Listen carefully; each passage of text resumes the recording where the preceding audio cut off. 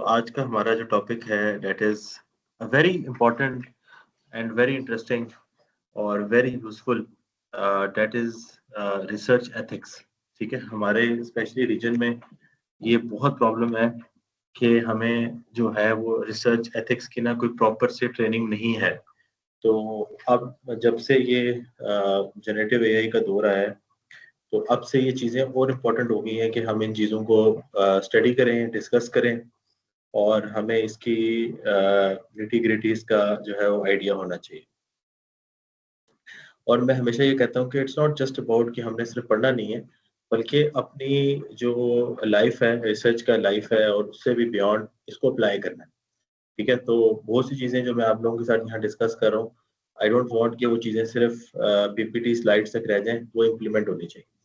तो थोड़ा सा जो मेरा माइंड में है कि जो इससे पिछला टॉपिक था प्रेजेंटेशन वाला, और उससे पिछला जो टॉपिक है राइटिंग स्किल्स वाला, तो मैं किसी ना किसी लेक्चर में थोड़ा सा उसका रिकैप दोबारा कराऊंगा।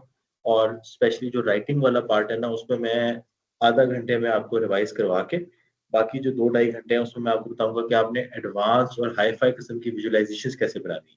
ठीक है, जो आप लोग पेपर देखते हैं ना, ऑर्डिनरी सा कॉन्फ्रेंस पेपर है या जर्नल पेपर है, तो उसमें क्या होता है कि सिंपल से ग्राफ्स होते हैं, लाइन ग्राफ होता है, बार ग्राफ होगा, पाई चार्ट हो जाएगा। लेकिन जो आप नेचर में या बहुत ही हाई इम्पैक्ट फैक्टर के जर्नल्स में पेपर आर्टिकल में देखेंगे ना विजुअलाइजेशन, वो देख के एक दफा आप स्टन्ड हो जाएंगे कि यार ये क्या विजुअलाइजेशन बना दी है। उस पे बड़े ही एडवांस किस्म की विजुअलाइजेशन होंगी, मोस्ट लाइकली वो पाइथन में पीछे कोड लिखा होगा और वो सब टेम्पलेट्स बने हुए, आपने सिर्फ अपना डाटा उसमें डालना होता है, वो विजुअलाइजेशन बन जाती है। तो मैं वो सारी विजुअलाइजेशन आपको एक्सप्लेन करूंगा और उसको रिलेट करूंगा कि राइटिंग में आपने उस तरह की विजुअलाइजेशन को कैसे लेके आना है। ठीक है, तो एक पार्ट मेरा ये रह गया और थोड़ी सी मैं आपको प्रेजेंटेशन की और भी टिप्स और प्रैक्टिस कराऊंगा। तो उस चीज को रखते हुए सामने आज हम अपना नया टॉपिक पढ़ते हैं, that is research ethics. So research ethics में सबसे पहले हमने ये देखना है कि मिसकंडक्ट्स क्या होते हैं,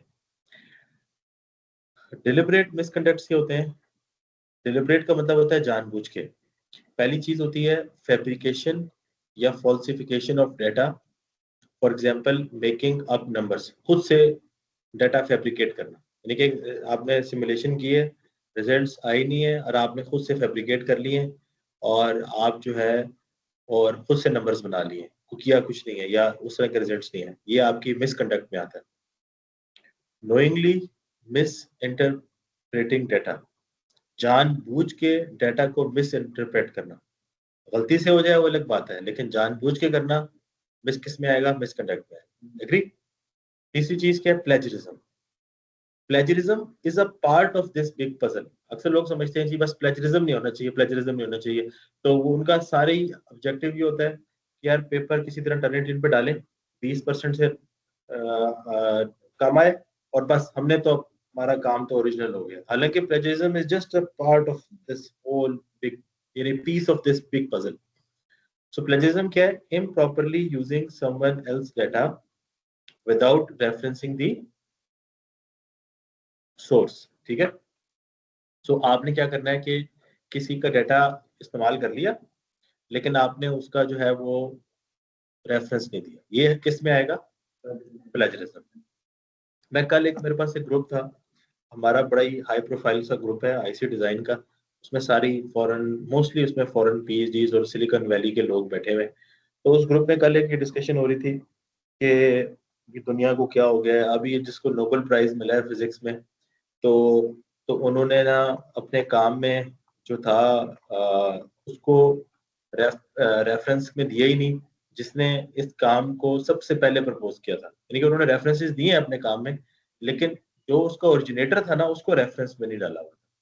तो इसके ऊपर भी हमारी काफी डिस्कशन होती थी कि अब क्या हम जिसको रेफरेंस दे रहे हैं, क्या हम उसके सोर्स तक जाएं, या जिस बंदे ने उसके सोर्स को रेफर किया हुआ है तो हम अगर उसी का नाम डाल दें, तो फिर आप उस पे जाओ और वो किसी और पे डाल दे और वो किसी और पे डाल दे, करते करते आप सोर्स तक पहुंच ही जाओगे ना।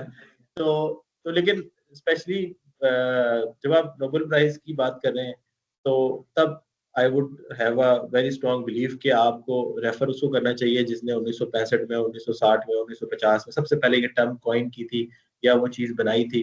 तो एटलीस्ट लोगों को पता हो कि ये सोर्स कहाँ से आ रहा है। ठीक है, आपकी रिसर्च में आई कैन से अगर आप 1-2 लेयर तक चले जाते हैं तो इट्स ओके, ठीक है, but you have to give the reference. Self plagiarism भी एक चीज होती है। सेल्फ प्लेजरिज्म ये होता है copying an author's work somewhere else. आप अपने काम को एज इट इज कॉपी करके आगे रख देते हैं, तो ये भी प्लेजरिज्म है। This is called self plagiarism. यानी अगर आपने पेपर पब्लिश कर लिए तो आप वो वाली जो फिगर है वो अब अपने IEEE को कॉपीराइट्स दे दिए हैं उसके, अब वो फिगर आपकी नहीं है। आप कहेंगे सर मैंने बनाई है, मैंने इस पे 3 दिन लगाए थे बनाने में, लेकिन अब आप वो figure as it is use नहीं कर सकते। अगर आपने फिगर यूज करनी है, आप पहली बात है अगर आप उसको एग्जैक्ट यूज करेंगे तो ये तो प्लेजरिज्म में आ जाएगा। अगर आप उसको थोड़ा मॉडिफाई करते हैं फिर भी आपने रेफरेंस देना होगा उस सोर्स का जहां से आप ये फिगर ले, चाहे होते से आपका अपना ही पेपर है।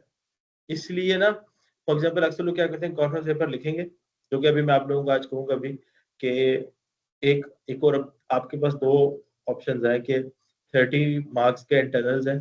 तो अभी एक कॉन्फ्रेंस हमारी आ रही है मार्च में, और उसमें भी 1 महीना है, 15 से 20 दिन है। तो आप अगर उसमें 2 पेज का एक कॉन्फ्रेंस पेपर लिखें और जो हमने रिसर्च मेथड की टेक्निक्स यूज की हैं, तो that will be enough for your 30% weightage के लिए, वो भी लिख सकते हैं। अगर आप पेपर नहीं लिखना चाहते हैं तो देन आपने 1 या 2 पेजों का स्टिल एक ड्राफ्ट लिखना होगा कि आपने अपनी रिसर्च में करना क्या है आगे आने वाले 2 से 3 साल में, एक रफ स्केच बना के देना होगा। दोनों में से कोई भी रूट आप ले सकते हैं, आपकी मर्जी है, ठीक है। तो आई वुड इनकरेज कि अगर आप कॉन्फ्रेंस पेपर लिखेंगे ना, आपकी बहुत माइलस्टोन्स में ना आपको एक जंप स्टार्ट मिल जाएगा। अब लेट्स सपोज करें आपने कॉन्फ्रेंस पेपर लिखा और वो एक्सेप्ट हो गया और आपने वो प्रेजेंट कर लिया यहाँ पे, तो अब आपको अब आप चाहते हैं यार इसके ऊपर ना मैं थोड़ा सा जनरल पेपर निकालता हूँ, तो मैं इसी काम को आप एज इट इज और उसमें 2 एडिशन नहीं करेंगे, उसको थोड़ा सा रीराइट रीवर्ड्स करना पड़ेगा। और आपको एडिटर को जब आप लेटर लिखेंगे उसमें मेंशन करेंगे कि मैंने ये कॉन्फ्रेंस पेपर इस कॉन्फ्रेंस में जमा कराया था, मेरा एक्सेप्ट हुआ था, मैं अब इसी काम को एक्सपेंड कर रही हूँ और इसमें इतने % नया कंटेंट है, इसमें ये चीजें नहीं है, ये फिगर्स नहीं है, ये तो जब एडिटर देखता है कि हाँ ठीक है, तो वो फिर आपके काम होगा। ये आपने लिखना होता है, साथ लेटर एक लिखना होता है जब आप अपने कॉन्फ्रेंस को जर्नल में जमा करते हैं। मैं बताऊंगा, मैंने राइटिंग में ये चीजें बताई थी। नॉर्मली ये होता है कि कॉन्फ्रेंस का हर कॉन्फ्रेंस की अपनी गाइडलाइंस भी होती है। सो मैंने आप लोगों को जो रिसर्च पेपर की जो हेडिंग्स बताई है ना, जो साइंटिफिक रिसर्च की है, जिसमें इंट्रोडक्शन, लिटरेचर रिव्यू और उसके बाद थोड़ा सा रिसर्च गैप, और फिर आप अपना कोई हाइपोथेसिस दें, कुछ उसके ऊपर कुछ एक्सपेरिमेंट्स डिजाइन करें, कुछ सिमुलेशंस करें, कुछ रिजल्ट्स लें, डिस्कशन करें, कंक्लूड करें। तो इसका एक 2 पेज का एक रफ सा ड्राफ्ट बना लें, तो दैट विल बी इनफ। तो कॉन्फ्रेंस के केस में अगर आपसे 2 चीजों को कंपेयर भी कर देना कि यार ये टेक्निक जो है वो फुली कनेक्टेड न्यूरल नेटवर्क है, ये कैन्स है, बस इनका कंपैरिजन ये आ रहा है, this is good for a conference, ठीक है। तो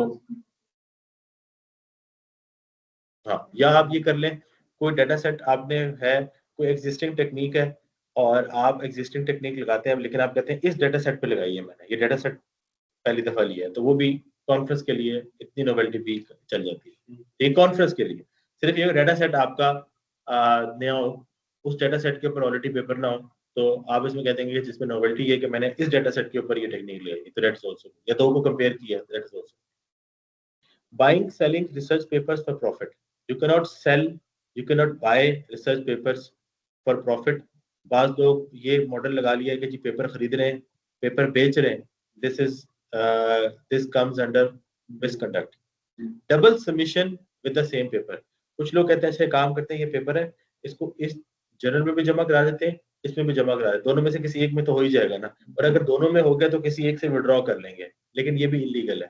अगर कल को वो दोनों जर्नल कहीं ना कहीं किसी पॉइंट पे आके उनका रिव्यूअर सेम पड़ गया और उसमें ये रिपोर्ट हो गया, तो आपके दोनों पेपर भी जाएंगे और आप ब्लैकलिस्ट हो जाएंगे और उसकी बड़ी हाई पेनल्टीज होंगी।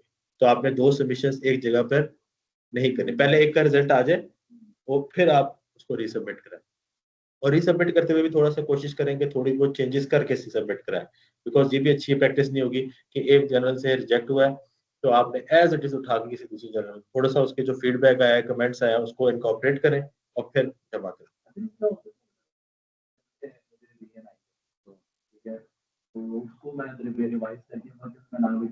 फिर उससे पहले विड्रॉ कर लें। लेकिन जब आपको रिवीजन आई है ना, तो आप उसके ऊपर एक लेटर एक ईमेल लिखें या रिप्लाई लिखें कि मैं अब इसको आगे फर्दर प्रोसीड नहीं करना चाहता, मैं इसको विड्रॉ कर रहा हूँ, तो वो फिर आपका वहां से विड्रॉ करेंगे। लेकिन ये नहीं होना चाहिए कि उनकी पाइपलाइन में वो चल रहा हो और साथ ही आप जो है ना एक और जनरल में कर, दैट इज मिसकंडक्ट। ठीक है, बहुत से लोग करते भी होंगे, लेकिन मैं बता रहा हूँ कि ये चीजें, मैं आपको वो प्रैक्टिसेस बता रहा हूँ जो इंटरनेशनली चलती हैं। दिस इज द, ये प्रैक्टिसेस आपने फॉलो करनी है। अगर आप अपने आप को कहते हैं ना मैं एक दुनिया के टॉप 2% या टॉप 5% के रिसर्चर्स में आता हूँ, तो ये एथिक्स स्टैंडर्ड्स हैं जो आपने मेंटेन रखने हैं। Delaying competitor publication in paper review process, अगर आपके पास कोई पेपर रिव्यू करने आया हुआ है और मेरा वो कंपिटिटर है, तो मैं जानबूझ के उसका पेपर डिले करूँ, ठीक है, ये भी मिसकंडक्ट में आएगा। ठीक है, उससे पहले हो सकता है मैं चाह रहा हूँ कि मेरे ग्रुप का पेपर छप जाए, ठीक है, या किसी और ग्रुप को फेवर देना चाह रहा हूँ, तो आप जानबूझ के किसी का पेपर का रिव्यू ना लटकाएं और ये करें। Steel idea from a paper under review and perform similar work without proper, तो अगर आपको पेपर को रिव्यू करने आया हुआ है तो आप वहां से आइडिया चोरी कर लें और आप उसी तरह का कोई सिमिलर काम कर लें, लेकिन अगर आप एक्नॉलेज नहीं करेंगे, देखिए आइडिया तो किसी का विरासत नहीं होती, आइडिया तो ये है कि आप कहीं से भी ले सकते हैं, ठीक है, लेकिन एक्नॉलेजमेंट के साथ। ये नहीं हो सकता कि किसी का आइडिया चोरी किया है, एक्नॉलेजमेंट दी नहीं है और जो है और साथ आपने अपना काम छाप दिया। Removing important data after a paper is accepted, ये भी होता है कि जब आपका पेपर एक्सेप्ट हो जाता है ना, तो फाइनल जो सबमिशन होती है उसमें आपको कहते हैं कि अगर आपने इसमें थोड़ा बहुत प्लस माइनस करना है तो आप कर सकते हैं। तो बाद में जब लोगों का पेपर एक्सेप्ट हो जाता है ना, तो वो आखिर में जाके थोड़ा बहुत डाटा उसमें से इंपॉर्टेंट डाटा रिमूव कर देते हैं, ताकि कल को कोई बंदा जो है मेरा काम रिप्रोड्यूस ना कर सके या मेरे काम को फौरन ना समझ जाए, क्योंकि इनिशियल तो आपका मकसद था कि रिव्यूअर्स को कन्विंस करना। जब आपने रिव्यूअर को कन्विंस कर दिया, तो अब आप उसमें से इंपॉर्टेंट इन्फॉर्मेशन ही निकाल के पेपर पब्लिश कर दें, तो वो फिर किसके काम किसके आएगा। ठीक है, तो थोड़ी बहुत आखिर में ना आपके पास लिबर्टी होती है, जब आपको सारा कुछ एक्सेप्टेंस हो जाते हैं, वो कहते हैं अब आपने फाइनल ड्राफ्ट आपने भेजा, उसको अब कोई नहीं देखेगा, ठीक है, वो फिर आपका वहां पे पब्लिश होगा। तो उसमें आप ये डाटा अगर रिमूव कर लेते हैं, थोड़ा बहुत रिमूव कर सकते हैं, लेकिन इंपॉर्टेंट डाटा रिमूव करना किसमें आएगा, deliberate misconduct. Is it clear? ये बातें सबको समझ आती है? ठीक है, सो ये वो चीजें हैं कि जो सुनने से ज्यादा ना प्रैक्टिस से आएंगी। ठीक है, मैं हमेशा कहूंगा कि इसमें एक एक चीज के ऊपर बड़ी लंबी बात हो सकती है, बहस हो सकती है, बट हमने ये डिसाइड करना है जी कि हमने डाटा को फॉल्सिफाई नहीं करना, हमने डाटा को फैब्रिकेट नहीं करना, हमने मिस इंटरप्रेट नहीं करना, हमने किसी चीज को प्लेजराइज नहीं करना, उसका सोर्स भी यानी कि ना दिया हो। ठीक है, सेल्फ प्लेजराइजेशन भी नहीं करनी, पेपर को ना बेचना है ना खरीदना है, ठीक है, ना किसी को ठेके पे देना है, ठीक है, डबल सबमिशन नहीं करनी, किसी कंपटीटर के पेपर को जानबूझ कर डिले नहीं करना, और हमने जब हमारा काम एक्सेप्ट हो जाएगा तो हमने इंपॉर्टेंट डाटा जो है वो रिमूव नहीं करना। उसके बाद कुछ चीजें आ जाती हैं अनइंटेंशनल मिसकंडक्ट में। अब आपका क्वेश्चन कॉमन होगा कि सर ठीक है आपने हमें डिलिबरेट मिसकंडक्ट तो बता दी है, ये नॉन डिलिबरेट क्या होती है, अनइंटेंशनल क्या होती है? अनइंटेंशनल ये होता है कि यूजिंग मिसलीडिंग वर्ड्स। मिसाल तौर पे आपने एक जगह लिखा है ये मेरा ऑप्टिमाइज सॉल्यूशन है, ये मेरा बेस्ट सॉल्यूशन है, स्टेट ऑफ द आर्ट है, to our claim more than the actual material in paper. इसके लिए होता है according to the authors best knowledge, best of knowledge, ठीक है, या यानी कि जितना मेरा नॉलेज है उसमें से उसके मुताबिक ये तो ऑप्टिमाइज है या बेस्ट है या स्टेट ऑफ द आर्ट है। तो इस तरह करके आप थोड़ा सा ना लेवरेज ले सकते हैं, लेकिन इस तरह की अगर मिसलीडिंग वर्ड्स आपने लिख भी दिए हैं तो ये डिलिबरेट मिसकंडक्ट में नहीं आएंगे, ये किसमें आएंगे, अनइंटेंशनल।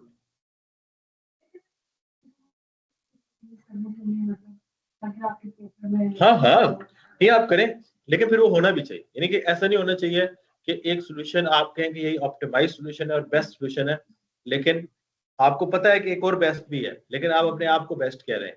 ठीक है, तो जब आप अपने आप को बेस्ट कह रहे हैं, एटलीस्ट जब आप कह रहे हैं ना उस टाइम पे आपको ये फुल कन्विक्शन होनी चाहिए कि यार ये बेस्ट है।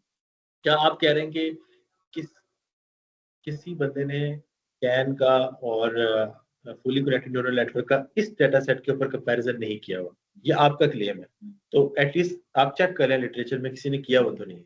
अगर किया हुआ है तो फिर ये ना लिखें कि ये किसी ने नहीं किया। ठीक है, एटलीस्ट, और अगर आपने लिख दिया कि किसी ने नहीं किया और आपको मिला भी कोई नहीं और कल को मिल जाता है, तो चलें फिर मानने वाली बात है। ठीक है, लेकिन ये वर्ड्स लिख सकती हैं आप, लेकिन कोशिश करें कि जिस टाइम आप लिख रही हो उस टाइम आपको लग भी रहा हो कि ये वाकई और हो भी ऐसे ही कि वो। Incorrect accusation of others people's work, accusation का मतलब होता है एतराज करना, तनकीद करना। ठीक है, आप लोगों के कामों में जब फ्लॉ निकालेंगे तो मेक श्योर करें कि वो फ्लॉ उनमें हो। ये ना हो कि उसका काम को आपको समझ ही ना आए हो, आप कहेंगे जी इसमें ये फ्लॉ है, हकीकत में वो फ्लॉ हो ही ना उसके काम में। तो एटलीस्ट अगले काम इतना जरूर पढ़ लें कि आप उसके बारे में कोई क्रिटिसिज्म करें तो वाकई जेन्युइन हो, इनकरेक्ट एक्विजिशन होने की। रेफरेंसिंग द इनकरेक्ट पेपर, ये क्या होता है? Giving credit to a paper that is not the first one to derive the variable, यानी कि आपने जिसने ओरिजिनल काम किया था उसको नहीं दिया, लेकिन उस ओरिजिनल वाले काम को किसी बंदे ने रेफर किया था, आपने उसको दे दिया। तो ये मिसकंडक्ट में आएगा, लेकिन ये अनइंटेंशनल होगा क्योंकि आपने रेफरेंस तो दिया है बट वो सही रेफरेंस नहीं दिया। तो कोशिश करें कि सही रेफरेंस दें कि अगर कोई काम किसी ने फर्स्ट टाइम किया है या किसी ने पहली दफा किया हुआ है तो उस चीज को उसका ड्यू क्रेडिट दें। उससे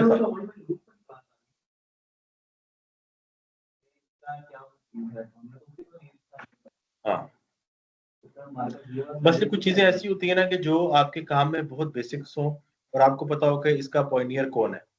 जैसे अभी हम CNN की बात कर रहे थे तो पता चला यार CNN जो है वो इस साइंटिस्ट ने सबसे पहले इजाद किया है, ठीक है, या सबसे पहले जो इस आर्किटेक्चर का जो स्ट्रक्चर दिया है वो इस साइंटिस्ट ने दिया है। मेक श्योर फिर हम उस साइंटिस्ट को इनिशियली कोट करें अगर CNN की बात करें, ठीक है। तो कुछ एरियाज में ना आपको पता चल जाएगा यार ये इनके इस काम के पॉइनियर्स हैं, तो मेक श्योर हम उनको क्रेडिट दें। बाकी फिर सेकंड थर्ड लाइन पे हम जा सकते हैं। Improper manner during professional activities, ठीक है।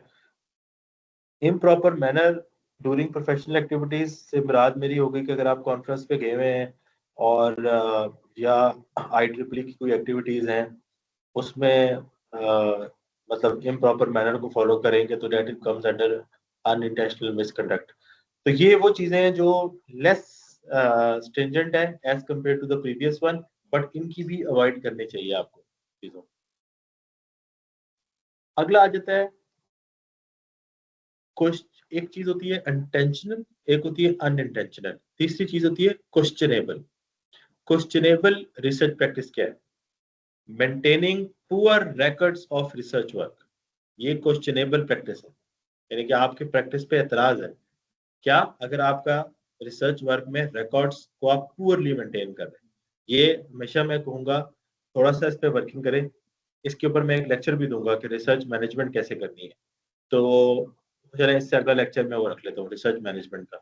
तो आपने अपनी रिसर्च की मैनेजमेंट अच्छी करनी है। अक्सर लोग क्या होते हैं, अक्सर लोग क्रिकेटर बहुत अच्छे नहीं होते, बहुत अच्छे बैट्समैन नहीं होते, बहुत अच्छे बॉलर नहीं होते, लेकिन मैनेजर अच्छे होते हैं। वो लंबी 15-20 साल क्रिकेट खेल जाते हैं। जैसे रमीज राजा कोई बहुत आउटस्टैंडिंग बैट्समैन नहीं है, लेकिन मैनेजमेंट अच्छी करता है, MBA भी किया हुआ है उसने, और वो इतने रन जरूर कर लेगा कि अगला गेम खेले अगली गेम खेले करता करता 30-35 की एवरेज पे उसने 15-20 साल जो है ना क्रिकेट में रहेगा, और उसके बाद भी उसकी क्रिकेट चल रही है। तो बाज बड़े जर्मन बैट्समैन होते हैं, बड़े जर्मन बॉलर होते हैं, लेकिन मैनेजमेंट नहीं अच्छी होती। तो रिसर्च में अगर आप बहुत हाई फाई रिसर्चर नहीं है, बहुत लोअर से मीडियोकर भी है, लेकिन अगर आपकी मैनेजमेंट अच्छी है तो बहुत सी चीजों पे आप कवर अप कर सकते हैं। उस मैनेजमेंट में एक चीज ये है कि आप अपने जो रिसर्च वर्क का रिकॉर्ड है ना उसको प्रॉपरली मेंटेन करें, यानी कि आपने कुछ सिमुलेशंस किए हैं तो उसके रिजल्ट्स को प्रॉपर टेबल फॉर्म में चार्ट फॉर्म में आप सेव करें। बहुत अच्छा एक मैं आपको एग्जांपल देता हूँ। मसलन आप डीप लर्निंग की कोई आपने कोई सिमुलेशन रन की है, तो जब आप कोड लिखवा रहे हैं, ठीक है, तो कोड चैट जीपीटी से लिखवा रहे हैं या किसी टूल को यूज कर रहे हैं, तो आप उससे कहेंगे जी इसके जो रिजल्ट्स आएंगे और उसमें जो है वो ट्रेनिंग और टेस्टिंग डाटा को की अलग अलग लॉग्स मेंटेन करें एक्सेल फाइल में, ठीक है, और उसको जो है डिफरेंट चेक पॉइंट्स पे उसको सेव करता रहे। तो और तो वो उससे होगा क्या कि वो आपकी पूरी जो सिमुलेशन है उसकी एक्सेल में शीट्स की फॉर्म में डाटा आपका सेव होता रहेगा और एंड पे एक कंबाइंड आंसर होगा। तो आपको कंबाइंड आंसर भी मिल गया, आपको इंडिविजुअल जो एपॉक्स के ऊपर जो रिजल्ट्स हैं वो भी मिल गए। तो कल को आपका पूरा वो एक्सेल फाइल आप प्रॉपर सेव कर सकते हैं फॉर फर्दर पोस्ट प्रोसेसिंग के लिए, रादर देन कि आप सिमुलेशन कर लें, रिजल्ट आ जाए और उसके बाद जो है ना पता चले वो रिजल्ट आपसे मिसप्लेस हो जाए या आपको प्लस माइनस हो जाए, तो कोई उसकी लॉग मेंटेन ना हो, तो वो फिर एक ना क्वेश्चनेबल आ जाता है कि क्या है चीज। फिर ये है कि आप ऐसा काम रिपोर्ट करें जो अनरिपीटेबल हो। अनरिपीटेबल, एक दफा रिजल्ट आ गए दोबारा करने जा रहे हैं तो वो रिजल्ट नहीं आ रहे। अक्सर पेपरों का मसला है पेपर जब आप दोबारा से खुद करने की कोशिश करते हैं वो रिजल्ट ही नहीं आते। तो इसका मतलब है जिसने वो पब्लिश किए हैं वो रिपीटेबल ही नहीं है।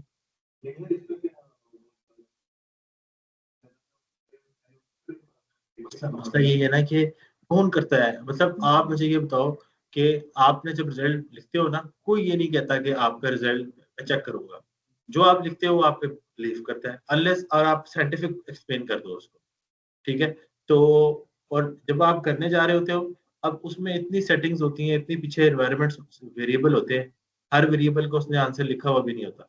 तो अब ये क्लेम करना कि उसका रिजल्ट अनरिपीटेबल है, एक दो केसेस में ऐसा हुआ है कि हमारे रिसर्चर्स ने उनको कहा है और उन्होंने फिर पेपर रिट्रैक्ट भी किए, लेकिन इतने बारीक भी नहीं, फिर कोई नहीं जाता। लेकिन आपकी कोशिश होनी चाहिए कि वो रिजल्ट जो आपने पब्लिश करने जा रहे हैं उसकी दफा दोबारा करके देखेंगे रिपीट हो भी रहे हैं कि नहीं हो रहे। ये तो नहीं कि रिपीट ही नहीं हो रहा, कल को कोई करने जाए और पता चले रिजल्ट ही ना है।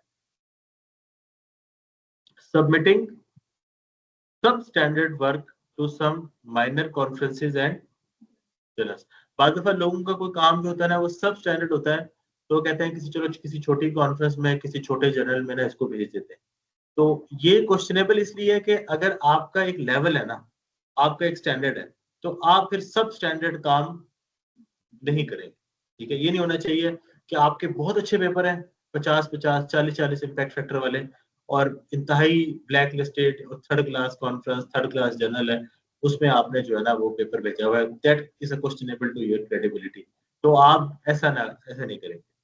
फिर किसी कॉन्फ्रेंस प्रेजेंटेशन में आपका पेपर एक्सेप्ट हो गया है, तो आप वहां पे आपने नो शो अप नहीं करना, क्योंकि प्रेजेंटेशन में ये होता है कॉन्फ्रेंस में कि आपने लाजमी प्रेजेंट करना होता है। आपके जितने ऑथर्स होते हैं ना उसमें से किसी एक ऑथर ने लाजमी प्रेजेंट करना होता है। अगर उसको वीजा नहीं मिला तो फिर उसका हल ये है कि आप अपनी प्रेजेंटेशन रिकॉर्ड करते हैं, पीपीटी किसी भी पावर पॉइंट के ऊपर लेट से आप रिकॉर्ड कर लेते हैं, फिर आप रिकॉर्डेड प्रेजेंटेशन भेजते हैं, वहाँ प्ले होती है, और फिर कोई सवाल होते हैं तो वो लिख के आपको भेज देते हैं। तो लेकिन प्रेजेंट होना जरूरी है। ये नहीं हो सकता कि पेपर में आपने पेपर एक्सेप्ट हो गया हुआ है और कोई बंदा गया ही नहीं है प्रेजेंट करने, तो वो फिर पेपर आपका कैंसिल हो जाएगा। ठीक है, वो लाजमी होता है वहाँ। बंद कर दो। फिर है जी कि नॉट शोइंग अप। अच्छा, permitting honorary authorship of research papers. Research papers में किसी को ऑनररी ऑथरशिप नहीं देनी। ठीक है, ये एक क्वेश्चनेबल प्रैक्टिस होगी कि 3-4 लोगों ने काम किया हुआ है, एक दो लोगों के नाम वैसे बीच में डाल दिए, कोई उनकी आउटपुट नहीं है उसमें। So this is not this is a questionable research practice. अगर उसने हेल्प किया है, उसने रिव्यू किया है, भले माइनर किया है, तो दैट इज फाइन। बट ये नहीं होना चाहिए कि घोस्ट ऑथरशिप नहीं होनी चाहिए कि कुछ भी नहीं किया हो और वैसे ही नाम जो है वो ये देखे ना, ये आई ट्रिपल की जो डेफिनेशन है ना, आई ट्रिपल की जो, या एसीएम की, या एल्सेवियर जो भी आपके पब्लिशर्स हैं, आई ट्रिपल की जो पब्लिशर की ना एक पूरी गाइडलाइंस है जिसमें ऑथरशिप को डिफाइन किया हुआ है कि ऑथरशिप में क्या क्या क्या क्या क्या क्या काम होंगे, तो फिर वो ऑथरशिप में आएगा। जस्ट बिकॉज कि मैं उसका दोस्त हूँ या मैं उसको जानता हूँ या मैंने उसको एक्नॉलेज करना है, तो I can not put his or her name as an author, unless कि मैंने उसको मैन्युस्क्रिप्ट भेजा है, उसने उसको रिव्यू किया है, उसमें उसने अपने कमेंट्स दिए हैं, कोई फीडबैक दिया है, किसी ने फिगर्स को ठीक किया है, किसी ने कोई बंदा फंडिंग लेके आया है, ठीक है, किसी ने जो है वो जो है उसकी रिसर्च मेथोडोलॉजी के ऊपर काम किया है, किसी ने उसके लेआउट के ऊपर काम किया, लेकिन कुछ ना कुछ रोल उसका होना चाहिए, वो डिफाइंड है आई ट्रिपल की डिक्शनरी में। ठीक है। Multiple acknowledgement of unrelated sponsors. अगर आपको कोई स्पॉन्सर है तो उसको आप एक्नॉलेज करेंगे, जिसने आपको स्पॉन्सर किया ही नहीं है उसको आप एक्नॉलेजमेंट नहीं करेंगे। Asking inexperienced people to review are technical. अक्सर प्रोफेसर के पास पेपर आते हैं, उनके पास टाइम नहीं होता, तो वो अपने पीएचडी स्टूडेंट्स को कह देते हैं यार आप इसको रिव्यू कर दो। तो ये भी जो है ना क्वेश्चनेबल प्रैक्टिस है, नहीं होनी चाहिए। ठीक है। अब आपका सवाल था कि there are journal guidelines for the grey area. ठीक है। हाँ, हाँ।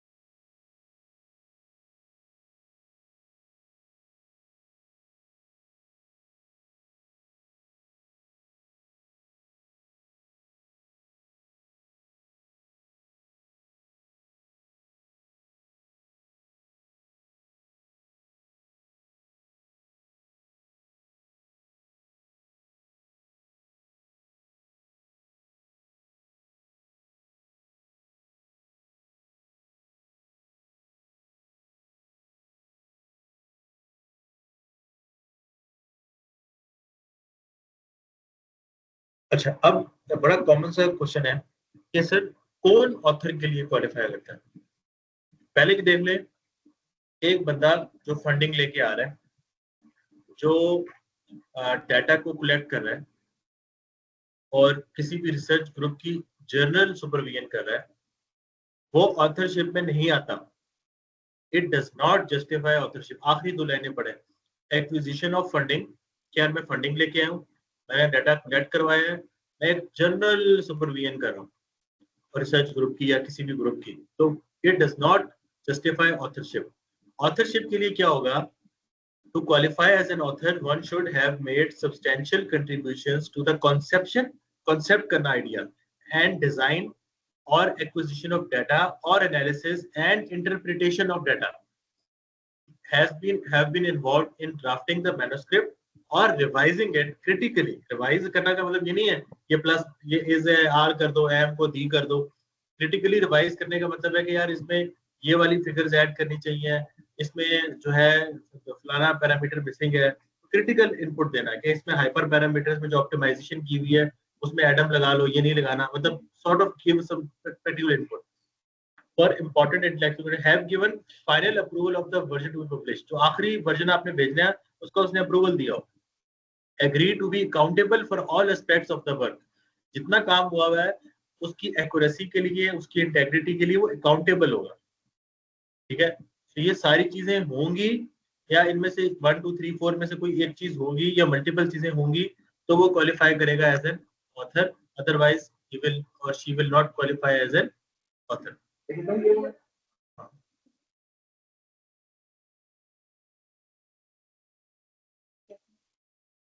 इसका सेकंड लाइन में आंसर है, all contributions who do not meet the criteria for authorship should be listed in an acknowledgement section।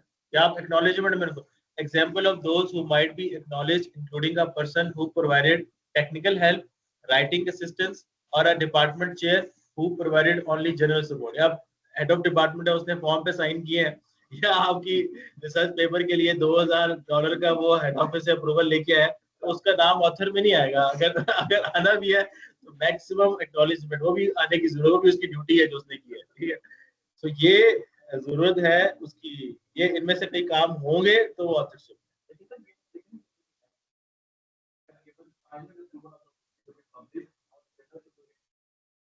आखिरी लाइन देखो, जनरल सुपरविजन ये होती है जिस तरह मैं आपको कहता हूँ इंट्रोडक्शन, लिटरेचर रिव्यू, ठीक है, रिसर्च मेथोडोलॉजी या रिसर्च गैप, ठीक है, और उसके बाद ये गैप निकालने के बाद अपना आइडिया दिया, उसको रिजल्ट्स आए, डिस्कशंस, ये जनरल बातें कर रहा हूँ, ये भी मैं कोई क्रिटिकल बातें नहीं कर रहा हूँ। काम ये होगा कि जब हम किसी पर्टिकुलर आर्किटेक्चर के ऊपर डिस्कशन करेंगे डिटेल में, जैसे ये आर्किटेक्चर आपने चूज किया तो ये आर्किटेक्चर क्यों चूज किया, इसके हाइपर पैरामीटर्स क्या है, इसके अंदर हमने क्या प्लस माइनस करना है, ये गाइडेंस होगी कि जब हम डीप लेयर पे बात करेंगे। जनरल बातें करने से जो है ना, सुपरफिशियल बातें करना से वो ऑथरशिप नहीं। ठीक है, बात लोगों का ये होता है कि ना कि कुछ ऐसे इतने बड़े बड़े रिसर्च ग्रुप्स बन जाते हैं तो फिर वहां पे जो प्रोफेसर हैं वो बस जनरल मीटिंग करते हैं, तो वो वाली चीज इसमें इंक्लूडेड नहीं होगी, it has to be very specific.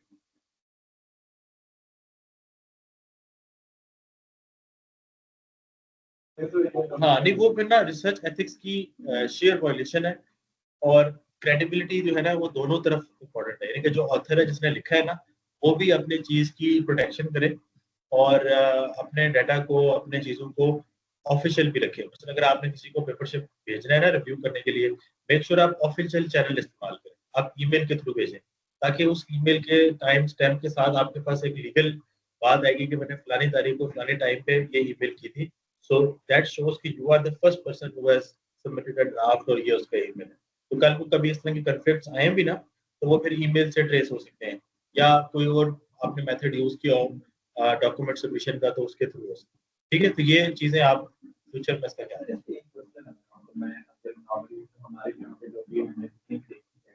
हम यहाँ पे ये देखते हैं कि हम पेपर शादी के 10 पेपर है, मेरे 5 पेपर, ठीक है, मेरे 5 पेपर जो है मेरे टॉपिक से रिलेटेड है और मैंने उसकी जोड़ किया, लेकिन शादी के 10 में से 4 पेपर टॉपिक से 3 और 3 और टॉपिक, लेकिन इस शादी में ज्यादा दी जाएगी फ्यूचर में ये रिसर्च एथिक्स की वायलेशन है। मतलब टॉपिक अगर किसी भी चीज के ऊपर मैं कर रहा हूँ ठीक है, मेरा तो जो भी रिसर्च है जितना भी पेपर हो मेरे उसी टॉपिक में, लेकिन आप अगर काम करके देखना चाहते हैं तो वो पेपर मतलब हर तरह का पेपर होता है।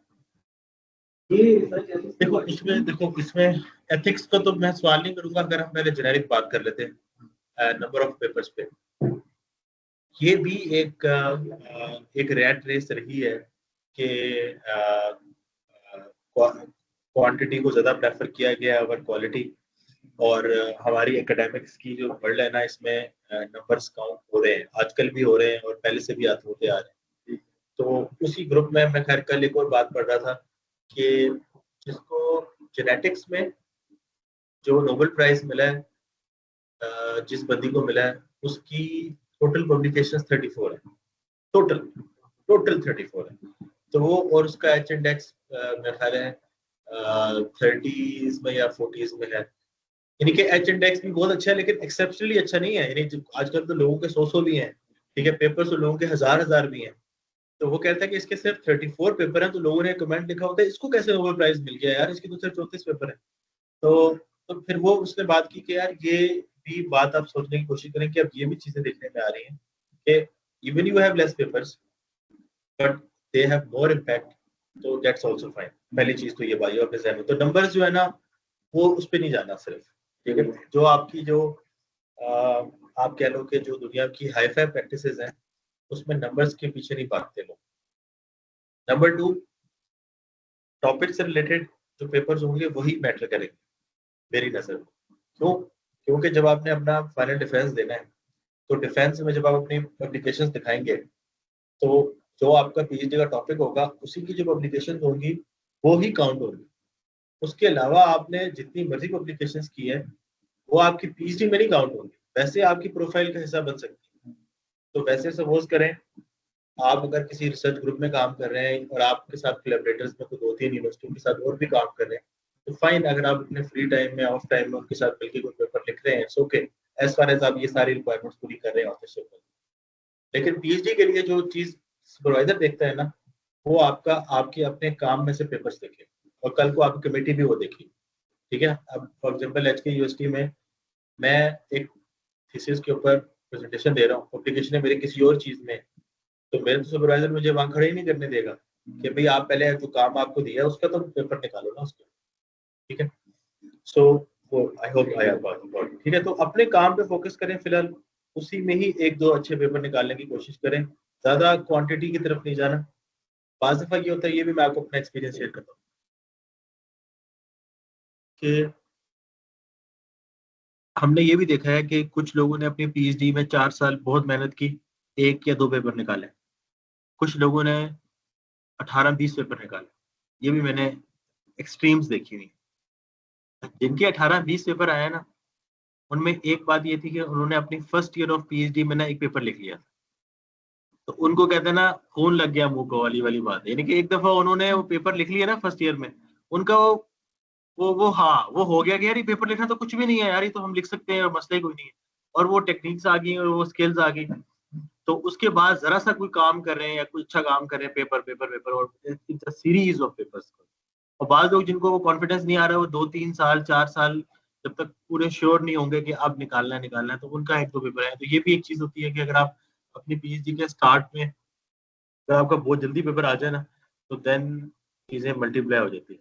लेकिन doesn't matter, at the end of the day it's 1 or 2 good papers that is required. मैंने अपनी पीएचडी में एक जनरल पेपर था मेरा, डॉक्टर साकिब भी बता रहे थे कि उनका भी एक जनरल पेपर था जिसके ऊपर पीएचडी उन्होंने डिफेंड किया। बाकी जितने पेपर्स हैं वो पीएचडी के बाद है।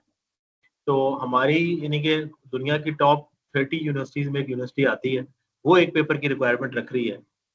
तो अक्सर आप यहाँ देखेंगे एवरेज 8-8 10-10 पेपर लोगों ने जनरल इम्पैक्ट फैक्टर वाले अपनी पीएचडी में निकाले हैं पाकिस्तान में रहते हुए। तो इट इज आवर डू, ठीक है। अगर आप 1-2 भी अच्छे निकाल लें जिसमें आपका जेन्युइन काम हो और ये सारी जो मैंने बातें लिखी हुई है ये मीट करें, तो इट्स गुड। और मिसकंडक्ट होते हैं incomplete disclosure of personal interest, incomplete disclosure of confidential information, proper usage of research money and resources. अगर आपको रिसर्च के जो पैसे मिले या रिसोर्सेज मिले उसका इम्प्रॉपर यूज करना, यानी कि पैसे मुझे प्रोजेक्ट ए के लिए मिले करवा मैं उससे प्रोजेक्ट बी रहा हूँ, या प्रोजेक्ट ए के लिए जो मुझे रिसोर्सेज ले रहे थे मैंने उनकी जगह कुछ और ले लिया, जो इक्विपमेंट लेना था वो मैंने कुछ और इक्विपमेंट ले लिया, बेशक ये सुपरवाइजर के एंड पे, लेकिन मैं आपको जनरल बात बता रहा हूँ बिकॉज कल को आप लोगों ने भी सुपरवाइजर बनना है। Insufficient declaration of sensitive research subjects, sexual harassment, bribery and other misuse of power। ठीक है, ये सारी चीजें किस में आती हैं? Misconduct with respect to regulations. अब आता है कि how common is ethical misconduct, कितना कॉमन है? It is everywhere, in particular in the grey area zones. यानी ग्रे एरिया जोन ऐसे होते हैं जहां पे ना चीजें 1-0 नहीं होती, यानी कि बीच की जगह, तो वहां पर ना ये एथिकल मिसकंडक्ट हर जगह है। Most known ethical misconduct were reported by people, there are more misconduct cases unreported. Some organisations जैसे pubpeer.com है, they start post publication peer review of questionable articles. अगर उनको कोई आर्टिकल क्वेश्चनेबल लगता है उसका वो पोस्ट पब्लिकेशन पीयर रिव्यू कराते हैं, यानी कि पेपर पब्लिश हो गया है उसके बाद भी रिव्यू चलेगा, ठीक है। और बाज़ दफा आपको फिर रिट्रैक्शन का मतलब है कि पेपर पब्लिश होने के 2-3 साल के बाद आ जाएगा जी कि आपका डाटा जो है ना वो फॉल्सिफाई था, वो साइंटिफिक लॉज को बाईपास कर रहा है, उसमें ये चीजें गलत है, तो हम अब इसको अपने जर्नल से रिमूव कर रहे हैं। तो बड़ा बैड नेम जाता है ऑथर के ऊपर कि आपका पेपर जो है वो रिट्रैक्ट हो गई, ठीक है। आपके उस जर्नल पेपर के आगे लिखा हुआ आता है रिट्रैक्टेड, यानी कि आप गूगल स्कॉलर की प्रोफाइल होगी ना, सब जर्नल पेपर का नाम लिखा हुआ आएगा, आखिर में लिखा हुआ आएगा रिट्रैक्टेड, वो बड़ा बुरा इंप्रेशन है। फिर इनकी रिट्रैक्शन की एक लिस्ट छपती है, उसमें आप अपना उसमें उसका नाम प्रोमिनेंट हो जाता है, तो वो बड़ा एक बैड सा है किसी की रेपुटेशन पॉइंट ऑफ व्यू से। सो चीटिंग की तरह consequences can be very serious if a misconduct case is discovered। अब मैं आपको ना एक स्टोरी बताता हूँ। ये 3 लोग हैं,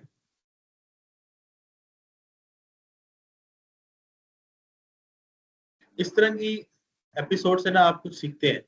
मसलन हम इसको पढ़ने की कोशिश करते हैं। 1979 में हेलिना एक फिजिशियन है at NIH। She wrote a letter to Robert, dean of Yale University School of Medicine. Yale University बड़ी मशहूर यूनिवर्सिटी है US में, उसके डीन को उन्होंने लेटर लिखा। In it she charged that a paper co-authored by Assistant Professor Vijay Soman and Vice Chairman of Medicine Philip contained important passages taken directly from papers of her, and the data contained in their paper were questionable। जो उसका dean था Berliner, he made a quick investigation of the matter and found that the alleged plagiarism consists of total of 60 words which he believed to be mostly unimportant phrases। Initial उसने जब review कराया तो उसने कहा total ऐसे 50 से 60 अल्फाज ऐसे हैं जो उसने छापे मारे हुए, कॉपी किए, बाकी सारा काम उसका अपना है, ठीक है। He also requested the data sheets for the experiments in question, a study of 6 women with anorexia nervosa, and decided that the data were indeed valid। Berliner gave the leader Soman जिसने reprimand का मतलब होता है caution letter सा कर दिया, wrote to Redboard, I hope you will now consider the matter closed। यानी कि उसने कहा, एक बंदी थी, उसने कहा जी कि एक असिस्टेंट प्रोफेसर है और एक वाइस चेयरमैन है, इन दोनों ने मेरे काम में से कुछ चीजें कॉपी की हैं और कुछ क्वेश्चनेबल मटेरियल है कि जो साइंटिफिक बेसिस को जस्टिफाई नहीं करता। तो जो डीन था उसने जब चेक किया तो उसने कहा कि ऐसे 50 से 60 अल्फाज ऐसे हैं जो उन्होंने उसके लिए हैं, बाकी चीजें नहीं है। फिर उन्होंने उसकी एक्सपेरिमेंटल शीट्स भी मंगवा ली जिस पर उन्होंने एक्सपेरिमेंट, तो अक्सर किसी ने हैंड रिटन एक्सपेरिमेंट्स किए और डिजाइन किए, तो इस तरह की चीजें लोग संभाल के रख लेते हैं, कल को कभी इस तरह के केसेस आए तो यू हैव अ फाइल जो व्हिच यू कैन शो। तो उसने उसको कुछ एक क्वेश्चन लेटर दे दिया, साथ उससे कहा, जिस बंदी ने कंप्लेन की थी उससे कहा कि भाई I hope this matter is now closed. रॉडबर्ट जो बंदी थी जिसने कंप्लेन की, हाउएवर स्टिल वांटेड अ, हो जाती कि फुल इन्वेस्टिगेशन हो। She wrote letters, made phone calls and threatened to bring up charges at professional meetings. Two audits in 1980 revealed that Soman has gotten the idea उस विजय जो बंदा था उसको idea कहाँ से मिला? After Felig had given Roberts paper which Felig had been asked to review for publication in the New England Journal of Medicine to Soman to review. Basically उस बंदी का पेपर जो था किसी बंदे ने जो उसका वाइस चेयरमैन था उसने अपने एक असिस्टेंट प्रोफेसर को दिया कि तुम इसको रिव्यू करो. जब उसने रिव्यू किया तो उसमें उसने आइडिया वहां से कॉपी कर लिया, ले लिया, समझ लिया. ठीक है. Soman had begun a study similar to Roberts several years earlier. ठीक है. However, he had done very little work on the subject and was not near to the point of publication. Felig returned the paper to New England Journal with a recommendation not to publish it, never mentioning that his junior associate was researching the very same subject. वो ये रहा था जिस बंदे को paper review करने आया था उसने अपना जो छोटा था असिस्टेंट प्रोफेसर उसको कहा कि तुम करो. उसने रिव्यू किया, साथ उसने आइडिया वहां से बोरो कर लिया या उस पर ऑलरेडी काम कर रहा था लेकिन उतना नहीं कर रहा था जितना उस रिव्यू पेपर में था. मीनवाइल जब उसने नेगेटिव कमेंट्स दे दिए होंगे तो वाइस चेयरमैन ने वो नेगेटिव कमेंट्स करके लेटर जनरल को कह दिया कि ये पब्लिकेशन के काबिल नहीं है. लेकिन उसने ये नहीं बताया कि मेरा अपना एसोसिएट इस टॉपिक पे काम कर रहा है.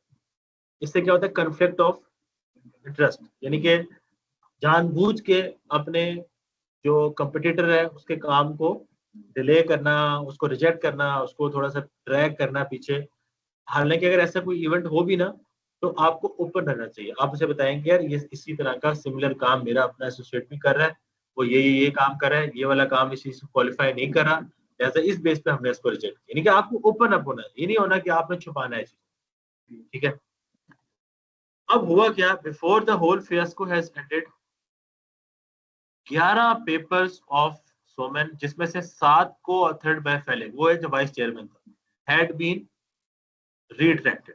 ठीक है. सो इवन दो वो वाइस चेयरमैन इन्वॉल्व है, हो सकता है उसको इतना क्लैरिटी ना हो. अब वाइस चेयरमैन है, वो बिजी है, उसने अपने जो एसोसिएट उसके साथ असिस्टेंट प्रोफेसर काम कर रहा है उसको उसने लूप में ले लिया, लेकिन उसने आगे बात कम्युनिकेट नहीं हुई. लेकिन दोनों का रिस्पॉन्सिबल, क्योंकि ऑथरशिप में क्या है कि उसका वो भी इक्वली रिस्पॉन्सिबल है काम के लिए. Most because of lack of verifiable data. Soman जो था, जो असिस्टेंट प्रोफेसर था, he resigned his position and later commented that he acted unethically because he had been under significant pressure to. उसने कहा जी मेरे पास प्रेशर का, पब्लिश करने का इतना प्रेशर था कि मैंने ये अनएथिकल काम किया. सो बाहर की कंट्रीज में ये भी मसला है कि असिस्टेंट प्रोफेसर जो होते हैं ना, सबसे ज्यादा जो प्रेशर होता है ना वो असिस्टेंट प्रोफेसर पे होता है, सबसे ज्यादा प्रेशर. और सुसाइड्स भी रिपोर्ट हुई है, बड़े केसेस. ठीक है. लोग अक्सर ये समझते हैं यार पीएचडी कर ली है अब क्या मसला है, अब तो जिंदगी आसान है. ठीक है. वो ना बच्चों को कहा जाता है मैट्रिक कर लो उसके बाद जिंदगी आसान है. फिर एफएससी में आते हैं, पता लगता है मैट्रिक से भी ज्यादा काम करना पड़ता है. फिर कहते हैं बस किसी तरह एफएससी कर लो, एक दफा यूनिवर्सिटी में पहुंच जाओ, आगे जिंदगी आसान. वो यूनिवर्सिटी में पहुंच जाओ, लगता है यार तो एफएससी में कुछ किया ही नहीं, असल जो पढ़ना है यहाँ पढ़ रहा है. फिर डिग्री कर ली, उसके बाद कहते हैं आप मास्टर्स कर ले, फिर तो जिंदगी आसान ही है. मास्टर्स में गए यार वहाँ पढ़ना भी है, जॉब भी करनी है. फिर पीएचडी कर लिया, अब पीएचडी कर लो, अब जिंदगी आसान है, फिर भी आसान नहीं है. पीएचडी के बाद असल जिंदगी का इम्तिहान शुरू होगा जब आपको टेन्योर विन करना है. बाहर की यूनिवर्सिटीज के अंदर क्या है कि आप जब असिस्टेंट प्रोफेसर हायर होते हैं ना तो आपके पास 2-3 साल होते हैं अपने आप को मनवाने के लिए कि भाई मुझे टेन्योर मिलना चाहिए या नहीं मिलना चाहिए. अगर आपने एक सिग्निफिकेंट नंबर ऑफ पब्लिकेशंस की, significant number of fundings acquire की, पेटेंट्स किए, फिर आपको वो टेन्योर कर देंगे. टेन्योर का मतलब है आप टेन्योर्ड एसोसिएट बन जाएंगे और उसके बाद फिर कोई आपको पूछेगा नहीं, फिर आप प्रोफेसर बनेंगे और सारा कुछ. या हो सकता है आप असिस्टेंट से डायरेक्ट ही प्रोफेसर बन जाए. लेकिन अगर आप वो 2-3 सालों में कुछ खास ना करके दिखाया ना तो आप एकेडमिक्स की वर्ड से अपने आप को आउट समझो. तो वो बड़ा एक सिग्निफिकेंट प्रेशर था. हमारे यहाँ चूंकि यूनिवर्सिटीज में जो है ना, जब आप असिस्टेंट प्रोफेसर हायर होते हैं तो there is no such thing called tenure. मतलब you are sort of a contract which keeps on. तो आपकी प्रमोशन थोड़ी सी डिले हो सकती है कि आप 5 साल में एसोसिएट नहीं बनेंगे, आप 4 में बन जाएंगे, 6 में बन जाएंगे. लेकिन इस तरह का प्रेशर नहीं है कि आपने फंडिंग्स ही एक्वायर करनी है, आपने इन जर्नल्स में पब्लिश करना है या ये काम. तो रिलेटिवली कम है. मे भी आने वाले टाइम में शायद थोड़ा सा ये प्रेशर बढ़े, लेकिन बाहर है। तो जो आपका चेयरमैन था, he had to resign from his position, tarnishing a career that included the publication of more than 200 papers. इसके 200 से ज्यादा पेपर्स थे, लेकिन सारा क्रेडिबिलिटी डिस्ट्रॉय होगी सिर्फ इस एक एपिसोड की वजह से। और इस एपिसोड में ये भी बात है कि जो कंप्लेनेंट था, उसने जो ऊपर इन्वेस्टिगेशन हुई थी जिसपे उसके चेयरमैन ने कहा था I hope you will now consider the matter, उस पे शी वाज नॉट सेटिस्फाइड। तो अगर तो वो वहां पे सेटिस्फाई हो जाती तो ये मामला आगे तक चलता ही नहीं। तो सिंस शी न्यू कि यार ये काम मैंने किया था, मेरा आइडिया था और मैंने इसके ऊपर जो है वो बहुत काम किया हुआ था, तो इस पे काइंडली मुझे जो है ना मेरा आइडिया किसी ने लिया है, बोरो किया, जो भी है।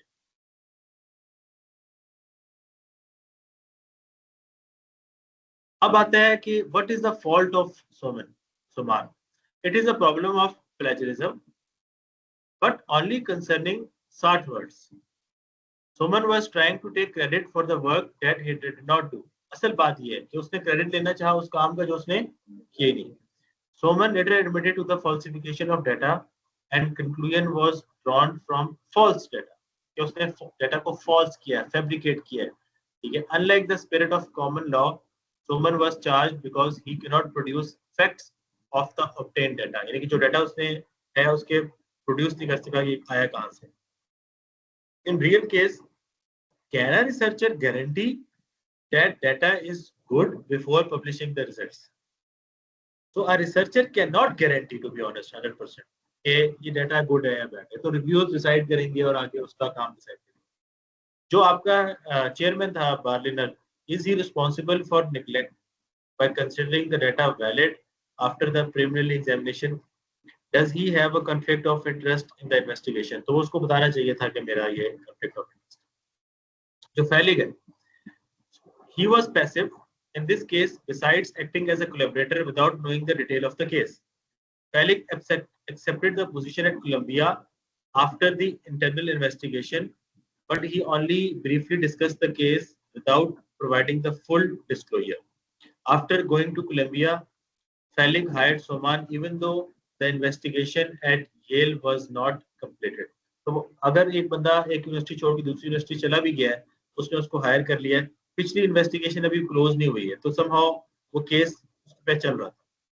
तो he did not know the extent to which someone has falsified the data and believed that the investigation would be quick. Do you believe Falik was wrong in this case? Can he avoid the consequences? ये वो सवाल है जिनके आपने जवाब देने हैं। That is point is to be know। अगर आप मेरे से पूछें तो अगर उसको पता है कि मेरा एक असिस्टेंट या स्टूडेंट के ऊपर कोई केस चल रहा है, कोई इन्वेस्टिगेशन चल रही है, तो he should not have hired him before investigation was completed। और उसको इस केस का डिटेल आइडिया होना चाहिए। You cannot leave one university and join another university until the investigation has been closed। तो ये चीजें काफी हद तक आपको इस केस से कुछ समझ आया होगा, कोई जितना सब डिस्कस किया।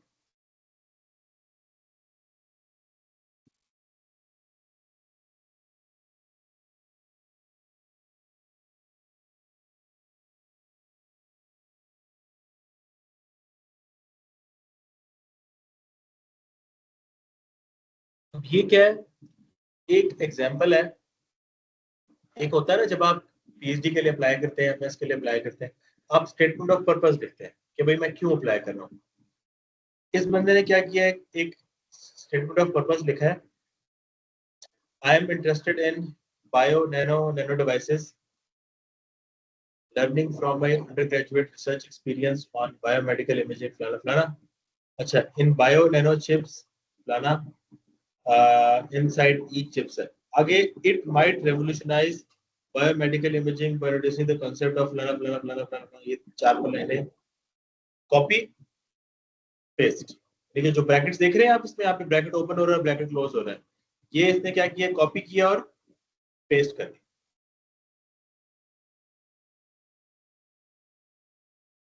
इस चीज को बड़ा नॉर्मल समझते हैं कि यार हम जब स्टेटमेंट ऑफ पर्पस लिख रहे हैं तो हम लिख रहे हैं, तो बीच में काम करते हैं, 4-5 लाइनें मेरे फील्ड से रिलेटेड कहीं किसी पैराग्राफ में लिखी हुई है, उसको उठाया और उसको उठा के यहाँ पे, जैसे इस बंदे ने क्या लिखा, इसने लिखा है it might revolutionize biochemical imaging by introducing the concept of replacing passive radio tracers with active IC chips. This will lead to a new biomedical applications ranging from novel device diagnostic to therapeutic tools that operate as a single cell to a novel class of autonomously operating intra-body nano biosensors. अब ये बातें जो लिखी है ना, ये इसके अपना काम नहीं है, ठीक है। लग ऐसे रहा है जैसे ये बंदा आइडिया दे रहा है कि ये वाला काम ये कर लेंगे तो इससे ये रेवोल्यूशन आ जाएगा दुनिया में। He is not a one who is telling it, he is taking from somewhere else and pasting it in his objective. ये आ गया प्लेजरिज्म वाला काम, जिसकी बेस के ऊपर सीधी सीधी रिजेक्शन। अब वो उठाया कहां से? ये एक आर्टिकल है स्टैनफोर्ड यूनिवर्सिटी का, नैनो इलेक्ट्रॉनिक्स ग्रुप, ठीक है।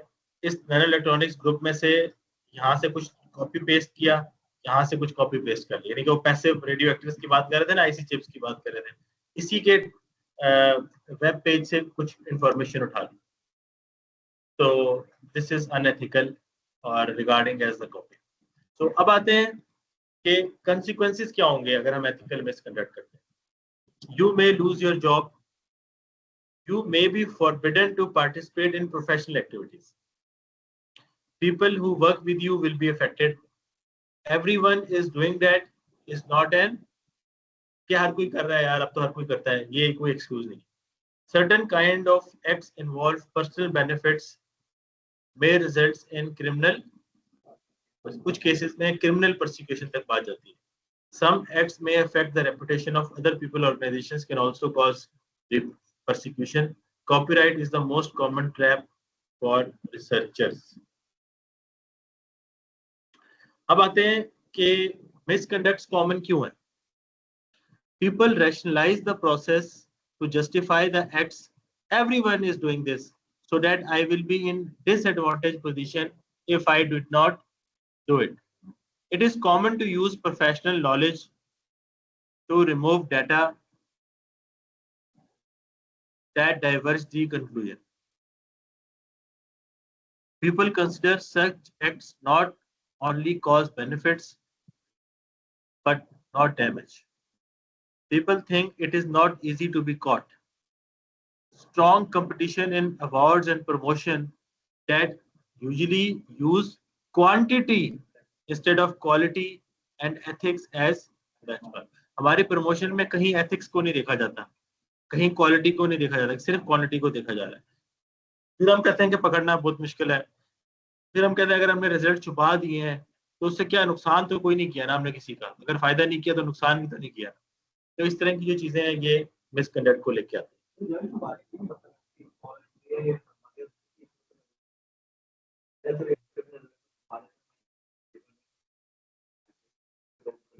ये भी होता है। छुपाने से मुराद मेरी ये है कि अगर आपने दो टेक्निक से कंपैरिजन कर रहे हैं, एक टेक्निक दूसरी टेक्निक से बेहतर आई है, लेकिन साथ उसमें कंप्यूटेशनली रिसोर्सेज ज़्यादा इस्तेमाल हुए हैं, तो मैं ये नहीं कहूँगा कि technique A superior than technique B in all aspect, या ये बेस्ट है। ये भी तो लिखो ना कि वो बेहतर है लेकिन वो कंप्यूटेशनली पावर हंग्री है, यानी कि जो उसका नेगेटिव पॉइंट है या उसका फ्लॉ है वो भी तो मेंशन करो। बाद दफा मैं फ्लॉ मेंशन नहीं करता जस्ट बिकॉज अपनी चीज को हिट कराने के लिए। सपोज करो एक चीज एक से बेहतर है और हर एतबार से बेहतर है, फिर तो वो स्टेट ऑफ द आर्ट काम हो गया ना, फिर तो वो एक्सेप्शनल काम हो गया। ये फिर 2% इंप्रूवमेंट नहीं हुई, ये फिर 90% इंप्रूवमेंट वाला काम हो गया। तो ये है changing environment. Some practice that was allowed in the past became prohibited. For example, data published in conference no longer allowed to be published in, ये नहीं आप कर सकते कि कॉन्फ्रेंस का पेपर आप एज इट इज जर्नल में भेज देंगे, नहीं हो। अब आपने वो भेजना है तो उसके ऊपर आपको सिग्निफिकेंट काम करना है, यानी कि 50 से 60% काम नया करेंगे तो फिर जाके वो जर्नल के लिए qualify. Copyright is more strictly enforced that including a figure already published may not be allowed even with proper reference. यानी कि जो फिगर आपने पब्लिश कर दी हुई है, तो बेसिकली जब आपकी एक फिगर थी आपने पेपर में पब्लिश कर दी है, अब आपने वो जो कॉपीराइट्स थे ना वो IEEE को दे दिए। अब आप उस फिगर को एज इट इज किसी और जर्नल में भी नहीं यूज कर सकते, तो क्योंकि वो कॉपीराइट्स उसके पास। अगर दूसरा जर्नल को IEEE वाले से कॉपीराइट्स खरीदने पड़ेंगे, हालांकि आपने नहीं बनाई है वो फिगर, लेकिन आप कॉपीराइट्स दे चुके हैं IEEE को, तो उस फिगर को मॉडिफाई करेंगे, उसमें कुछ लेजेंड एक्सेस चेंज करेंगे, कुछ वैल्यूज चेंज करेंगे, उसका विजुअल चेंज करेंगे और फिर रेफरेंस उसको देंगे। दैट इज रेफरेंस भी देना है, क्योंकि मदर फिगर तो वो है जिससे आप ड्राइव कर रहे हैं। अब आप क्या करें, पहले आपकी फॉर एग्जांपल ये फिगर थी, ब्लू लाइन में था, आपने उसको रेड में कर दिया, लेजेंड थोड़े चेंज कर दिए, एक्सिस पहले लॉगरिथम में थे, आप आपने लीनियर में कर दिए, वट एवर जो थोड़ी बहुत डेंटिंग पेंटिंग की उस फिगर की।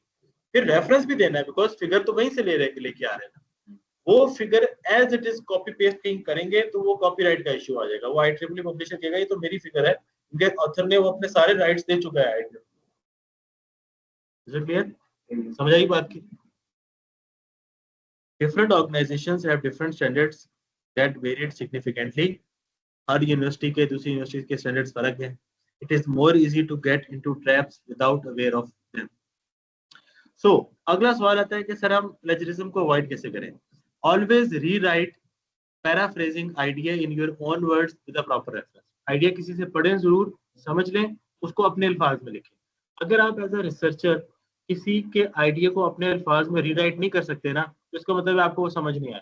अगर आपको आया होगा ना, तो आप उसको अपने अल्फाज में रीराइट कर सकते। तो पहली डेफिनेशन ये है कि किसी चीज को समझने की, क्या आप उसको अपने लफ्ज में रीराइट कर सकते। Except for a common knowledge found in textbook, quote a reference. ठीक है, be careful which is the first, जो उसका फर्स्ट रेफरेंस है वो दें। और अगर टेक्स्ट बुक स्टफ है उसको आपको रेफरेंस देने की जरूरत नहीं है। टेक्स्ट बुक स्टफ वो होता है जो चीज 15-20 साल से किताबों में छपी आ रही है या सबको पता है, बेसिक सी बात है।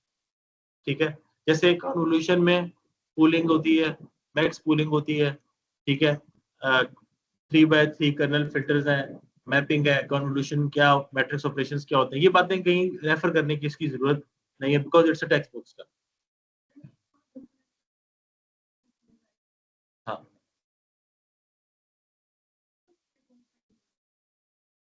अगर जेनेरिक है उसको कोट करने की जरूरत नहीं है, लेकिन उसमें अगर आप कहीं कहीं से इंफॉर्मेशन ले रही हैं, रेफरेंस दें। किसी जर्नल पेपर से कोई इंफॉर्मेशन ली है, किसी कॉन्फ्रेंस पेपर से कोई इंफॉर्मेशन ली, किसी थीसिस से ली, वो उसको रेफरेंस जरूर दें। ब्रैकेट, स्क्वायर ब्रैकेट्स में 2, स्क्वायर ब्रैकेट्स में 3, वो भी रीराइट करके। यानी कि ये नहीं करना कि किसी का पेपर से 4 जुमले कॉपी किए रख दिए, अगले पेपर से 4 जुमले कॉपी किए या 2 जुमले कॉपी किए, नहीं। It has to be reworded in your own words. अगर आइडिया वहां से इनहेरिट किया है तो उसको रेफर कर।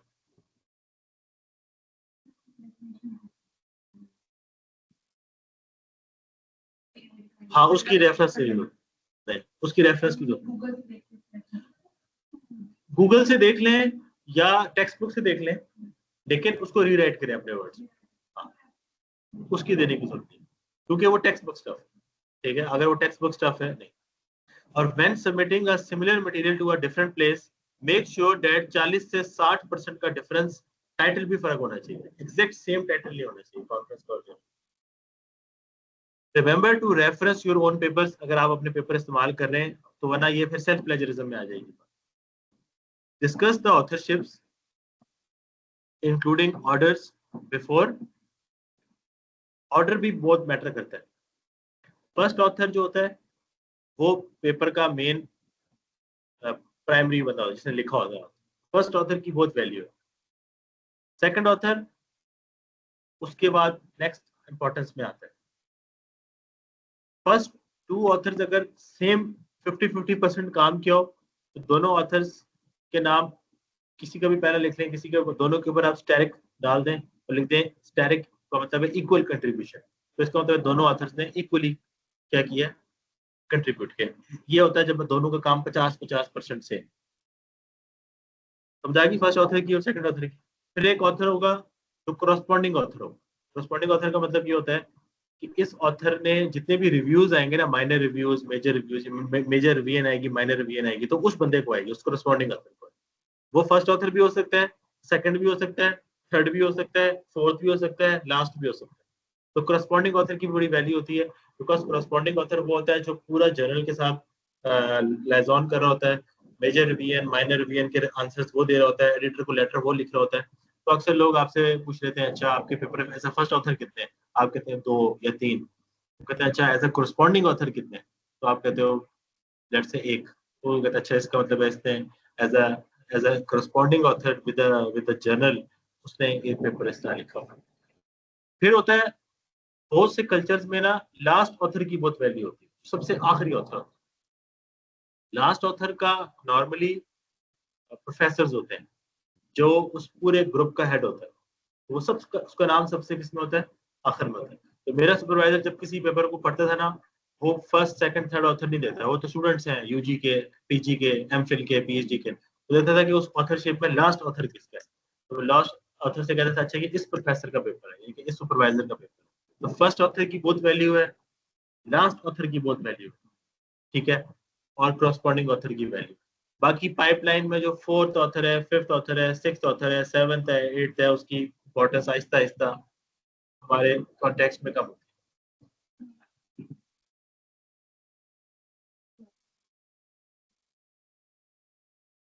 इसकी अगर आप दोनों में किसी और बंदे की कंट्रीब्यूशन नहीं है तो गिफ्ट ऑथरशिप नहीं होनी चाहिए, दो होने चाहिए। आपका प्रेफरेबली स्टूडेंट जो है उसका नाम एज अ फर्स्ट ऑथर होना चाहिए, सुपरवाइजर का होना चाहिए सेकंड, सेकंड और लास्ट लास्ट के। हाँ हाँ, इस कॉमन लोग सिंगल सिंगल ऑथरशिप में पेपर निकाल रहे हैं। नेचर के कुछ पेपर ऐसे हैं जिसकी ऑथर लिस्ट 200 ऑथर्स की भी है, नेचर की, ठीक है। लेकिन उसमें फिर ये होता है कि नेचर का पेपर छपने के लिए ये भी है कि 100 ऑथर मिनिमम होना चाहिए, यानी कि उसमें इतनी कोलैबोरेशन और इतने कॉन्टिनेंट से लोगों ने कोलैबोरेट किया हो, तो वो एक एक्सेप्शन है। वैसे हमारे केस में 4-5 ऑथर्स इज अ नॉर्मल, ठीक है, इससे ज्यादा भी नहीं होना चाहिए कि 10-10, 15-15 ऑथर्स। अगर फिर 15 ऑथर्स है ना, फिर काम भी उतना हो 15 ऑथर्स वाला, ठीक है। ये नहीं होना चाहिए, अगर कोई ऐसी रिक्वायरमेंट आ सकती है कि जिसमें बहुत से लोगों को कोलैबोरेट करना पड़े।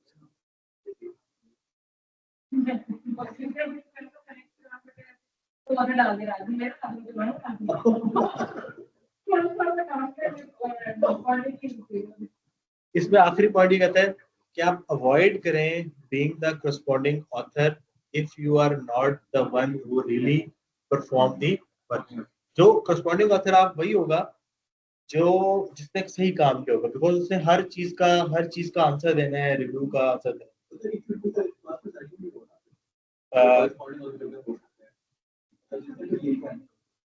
क्या हो सकता है?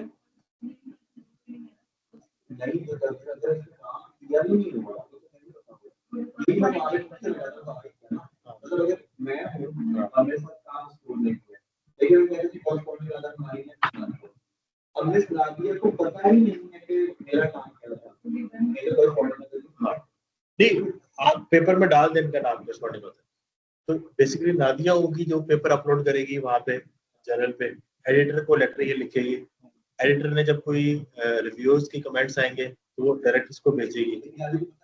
फिर वही वाली बात है ना कि इसलिए तो वो कह रहा है कि आप करस्पॉन्डिंग ऑथर वो रखना है जिसने एक्चुअली में वो डर्टी वर्क जो है वो किया हो।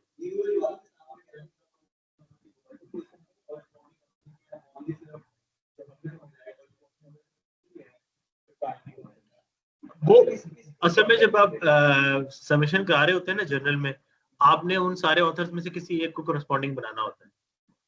उसके लिए कोई कंडीशन इस तरह की नहीं है कि क्योंकि ऑथर्स में अगर 5 ऑथर्स हैं, जो चौथे नंबर पे बंदा है उसको भी आप करस्पॉन्डिंग बना सकते हैं, तो वो करस्पॉन्डिंग कर रहा होगा, लेकिन प्रेफरेबली वो करे जिसने काम किया हुआ, जो प्रोबेबली फर्स्ट ऑथर होगा आपका या लास्ट ऑथर होगा।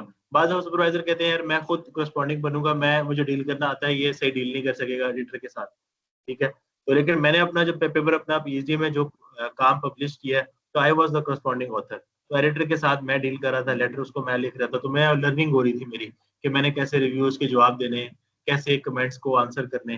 तो I was also a corresponding author in that paper, I was the first author as well as corresponding author. So be a first author, be a corresponding author, so you'll know the tactics and all these skills. तो आपको सब सीख जाएंगे उससे, एक दफा की game है। मसलन आप रिव्यूअर कमेंट देता है तो आप उसे सबसे पहले लिखते हैं जी thank you very much for your valuable comment, ठीक है, as per your comment I have modified line number 76 page number 3 and these changes have been highlighted in yellow, उसको येलो मार्कर से येलो कलर से highlight कर दिया, ठीक है। फिर अगला comment, thank you very much for your insightful comment. Based on your comment, I have revised the figure. The revised figure is now in line number 76 से line number 96 और page number 4 और उसको मैंने फिगर की caption को highlight करके दिखा दिया उसको, ठीक है। तो इसी तरह हर रिव्यूअर के कमेंट्स को line by line, comment by comment I am justifying. जब रिव्यूअर देखता है चाहिए मैंने कमेंट्स दिए थे, उस कमेंट्स के अगेंस्ट उसने अब ये सारे काम कर लिए हैं, तो वो फर्दर लिखते हैं जी अब उसने मेरे सारे क्वेश्चन जो है वो एड्रेस कर लिए हैं, it is good to go from my side, ठीक है। ये काम करना होता है करस्पॉन्डिंग ऑथर में, वो सब कुछ सीसी सारे जाए, लेकिन जो बंदा डील कर रहा होता है ना वो करस्पॉन्डिंग। तो अक्सर ये एचईसी इस पे बात कर रही थी आगे बीच में कि हमें करस्पॉन्डिंग ऑथर पे ज्यादा फोकस करना चाहिए, क्योंकि corresponding author he basically main linchpin है सारी गेम में। और फर्स्ट ऑथर बहुत इंपॉर्टेंट है, लास्ट ऑथर भी इंपॉर्टेंट है। एज अ प्रोफेसर बात करें, एज अ अच्छा हमारे कल्चर में बात लोगों को इस चीज करता नहीं पता, वो समझते हैं जी अगर फर्स्ट में नाम नहीं है तो सेकंड में हो जाए, प्रोफेसर सेकंड में रख लेंगे, थर्ड में रख लेंगे अपने आप। बाहर की कंट्रीज में सेकंड, थर्ड, फोर्थ, फिफ्थ की कोई वैल्यू नहीं है, सिर्फ फर्स्ट इंपॉर्टेंट है और लास्ट इंपॉर्टेंट बस। तो मेरा सुपरवाइजर की प्रेफरेंस होगी या तो वो फर्स्ट होता या वो, और प्रेफरेबली लास्ट की ज्यादा वैल्यू है, फर्स्ट की भी इतनी वैल्यू नहीं। मतलब हांगकांग और चाइना और इस रीजन में ना सारी लड़ाई होती है कि लास्ट पे कौन होगा, ठीक है, क्योंकि फर्स्ट का मतलब है स्टूडेंट, ठीक है, या पोस्ट डॉक, हाँ जिसने काम किया, लेकिन वो काम किया है ना, तो वो जो अब चाइना में अगर प्रोफेसरशिप की पोजीशन आती है ना एसोसिएट की या प्रोफेसर की, वो देखते हैं कि आपके papers as a last author कितने पेपर, ठीक है। तो लास्ट ऑथर का मतलब ये होता है कि कितना काम इसने सुपरवाइज करवाया है, तो उसकी अलग वैल्यू है। तो हमारा एक ग्रुप में एक पोस्ट डॉक था, तो बहुत हाई फाई किस्म का बंदा था, तो उसने कोई अपनी पोस्ट डॉक में जो है ना कोई 8-10 बड़े टॉप लेवल के जर्नल्स में ना पेपर पब्लिश किए, लेकिन सब में वो फर्स्ट ऑथर था।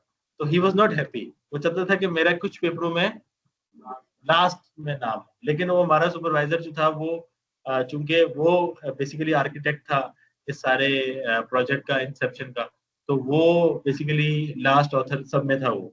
तो वो चाह रहा था कि कुछ पेपरों में मैं लास्ट ऑथर बनूं, ताकि जब मैं कल को किसी फैकल्टी पोजीशंस के लिए अप्लाई करूं तो लोग कहें कि हाँ ये बंदा है जिसने काम सुपरवाइज करवाया है पीएचडी स्टूडेंट्स को, पोस्ट डॉक्स को, एमफिल को, ठीक है। तो ये भी एक है ऑब्जेक्टिव के who be the last author, ठीक है। नहीं लास्ट की वैल्यू है ना, सेकंड लास्ट की तो कोई वैल्यू नहीं, ठीक है। सेकंड की भी कोई खास नहीं, थर्ड की भी कोई खास नहीं, सेकंड की तब है अगर आप स्टेरिक डाल के लिख दोगे ये इक्वल कंट्रीब्यूशन होता है, ठीक है। तो थर्ड, फोर्थ, फिफ्थ, सिक्स,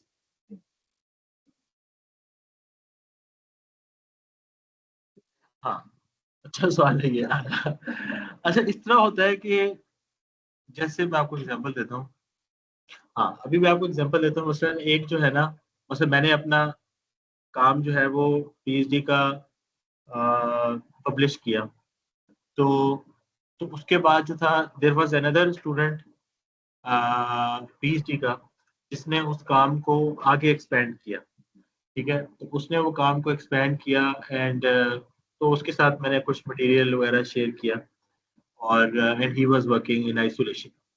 तो when it comes to publication, ठीक है, तो my supervisor has asked him कि आप जो है ना जिसने इस पे ओरिजिनली काम किया उसके साथ अपना जो है ना मटेरियल शेयर करो, उसको वो रिव्यू करे, उसको देखे, उस पर टेक्निकल इंसाइट्स कमेंट्स दे, तो विच आई हैव गिवन हिम, ठीक है। तो वो हमारे ही काम की आगे एक्सटेंशन है, ठीक है। तो चूंकि काम हमारे से स्टार्ट हुआ है, तो then I became the third number पे ऑथरशिप पे या सेकंड पे आई बिकेम, ठीक है। तो दैट मींस के it's not my primary work but it is somehow connected to me in some sense. और उस केस में जब आपका वो जो दूसरा ऑथर है वो उसका पार्टी बन जाएगा, तो फिर वो प्लेजरिज्म वाली चीजें भी जो है ना वो प्लेजरिज्म नहीं रहेंगी, वो सेल्फ प्लेजरिज्म वाली, और फिर आप उसमें जब रेफरेंस दे देंगे तो वो उसको टोन डाउन हो जाएगा। तो it may not be your whole work, but बाज दफा कुछ इंसाइट लेने के लिए, कुछ फीडबैक लेने के लिए, तो कुछ there is no harm in giving a credit to anyone, ठीक है। ये भी एक हमारा मिसकंसेप्शन होता है कि हम ना चाहते हैं किसी को क्रेडिट ना मिले। बाज दफा अगर आप किसी को ऐड कर लेते हैं ना चीजों में, मल्टीप्लिकेशन का फैक्टर आ जाता है। मिसाल के तौर पे आप किसी एरिया पे काम कर रही हैं, और किसी इंडस्ट्री में उसके ऊपर बहुत अच्छा काम हो रहा है, उस इंडस्ट्री का कोई टीम लीड है, उसके साथ आप एक सेशन लगाएं, उसके साथ आप अपना आगे डिस्कस करें, उसको अपने पेपर रिव्यू के लिए भेजें, उसके कुछ कमेंट्स ले लें और उस टेक्निकल कमेंट्स को इनकॉर्पोरेट करें और उसको एज एन ऑथर डाल दें 3rd नंबर पे या 4th नंबर पे, क्या फर्क पड़ता है। बट जब आपका नाम जाएगा सबमिशन एडिटर के पास, उसमें इंडस्ट्री के भी लोग होगा, एक एकेडमिया का होगा, तो उसको एक और मिलेगा, यार इसमें तो कोलैबोरेशन हुई हुई है। हालांकि उसका बहुत थोड़ा रोल था उसमें, उसने कुछ छोटे से कमेंट्स दिए, कुछ फीडबैक दिए, बट आपने नाम डाला भी तो उसका 3rd 4th नंबर पे है, डजंट मैटर। ठीक है, तो वो होता है। और फिर कहीं आपने किसी के साथ कोलैबोरेट किया, किसी फॉरेन यूनिवर्सिटी से किसी कोलैबोरेशन के साथ, उन्होंने आपको काम पढ़ा है, रिव्यू देखा है, उसके ऊपर कुछ कमेंट्स दिए हैं, कुछ चेंजेस करने को कही है, कुछ डाटा सेट शेयर किया है, कुछ उसके बाद क्रिटिकल एनालिसिस किया, तो आप उसको भी एज ऑथरशिप में डाल सकते हैं। तो ये वे होते हैं कि जिसके हाँ मैंने मेन करने वाला तो उसमें एक ही पार्टी होती है जो शुरू वाला, क्योंकि उसका पीएचडी का काम है और वो ही लेके चल रहा होगा। हमारे केस में अब ये भी आ रहा है कि बहुत से जर्नल पेपर जो है ना, they charge a very heavy publication fee, तो लोग ना फॉरेन कोलैबोरेटर्स ढूंढते हैं और उनसे पेपर्स की ना फंडिंग सिक्योर करने की कोशिश करते हैं। बट जो IEEE की डेफिनेशन मैंने आपको दिखाई है, उसमें सिर्फ फंडिंग दे देना ना ऑथरशिप पे नहीं आता, सिर्फ फंडिंग दे देना, उसके अलावा वो मैन्युस्क्रिप्ट को पढ़े, उसको रिव्यू करे, उस पर कमेंट्स दे और उसके ऊपर जो है वो और बाज ऐसे जर्नल्स हैं, मेजॉरिटी जर्नल्स अब ऐसे हैं जिसमें हर ऑथर के बारे में आप लिखना पड़ता है कि इस ऑथर ने क्या किया है, इस ऑथर ने क्या किया है, इस ऑथर ने क्या किया, तो इस ऑथर ने आइडिया दिया है, इस ऑथर ने जो है वो फिगर्स को करेक्ट किया या उसको रीड्रॉ किया या उसको रिसाइज किया, जो भी है, इसने इसका लेआउट बनाया, मेथोडोलॉजी प्रपोज की है, इसने एक्चुअल एक्सपेरिमेंट्स कंडक्ट किए हैं, इसने फाइनल मैन्युस्क्रिप्ट को रिवाइज किया है, उसके अंदर कमेंट्स दिए, तो हर एक का रोल डिफाइन करना पड़ता है।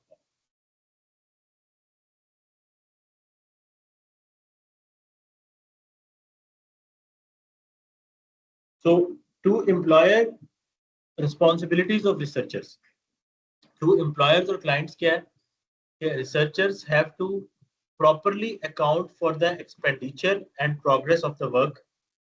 If you found misconduct in a way a group is performing research, would you report it? ये भी बड़ा सवाल है। हाँ, बिल्कुल कर रहे हैं। ये बाहर वो इसका नॉब लगा हुआ है, उसको मैं खुद चाह रहा था, तो सामने जहाँ बटन लगे हुए ना, उसके डिमर लगा हुआ है, वो डिमर ऑफ कर।